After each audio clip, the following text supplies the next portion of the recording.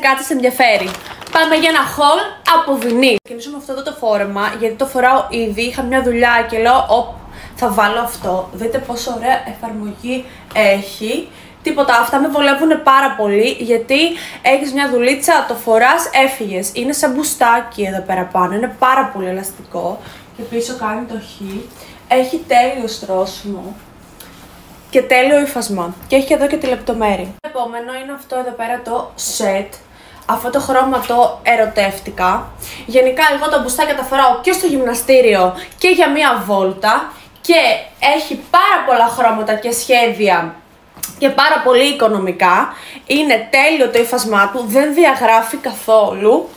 Και το σορτσάκι αυτό, εγώ εκτός ότι το φοράω και στο γυμναστήριο, αυτά γενικά για να πάω μία βόλτα, για να πάω σε μια δουλειά και οτιδήποτε, είναι top, τα λατρεύω. Πάμε στο επόμενο που δεν θα πω πολλά για το χρώμα, γιατί μιλάει, φωνάζει από μόνο του. Δείτε πόσο ωραίο χρώμα είναι, ειδικά αν έχεις μαυρίσει κιόλας.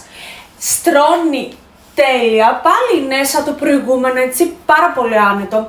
Και το λέω γιατί εμένα με ενδιαφέρει πάρα πολύ να είναι άνετο, να το φοράω δηλαδή και να νιώθω ωραία μέσα σε αυτό. Πάρα πολύ εδώ πέρα η λεπτομέρεια που είναι ίδια και στο πάνω και στο κάτω. Γενικά τα λατρεύω τα σετάκια, γιατί δεν έχεις να βάλεις, τσακ τσακ βάζεις το ίδιο και έφυγε. Τέλος άφησα το αγαπημένο μου, δείτε λίγο χρώμα.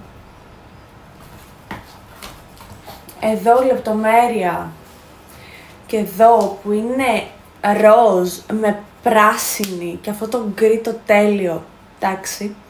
Αυτό το κόψιμο μου αρέσει πάρα πολύ και γενικά είναι πάρα πολύ σταθερά και δεν διαγράφουν. Εγώ πάντα το σκέφτομαι όταν βλέπω ένα μπουστάκι και είμαι πανέτοιμη να φύγω στο γυμναστήριο με αυτό εδώ το σετάκι μου που θα μπορώ να τα πάρω όλα από το site.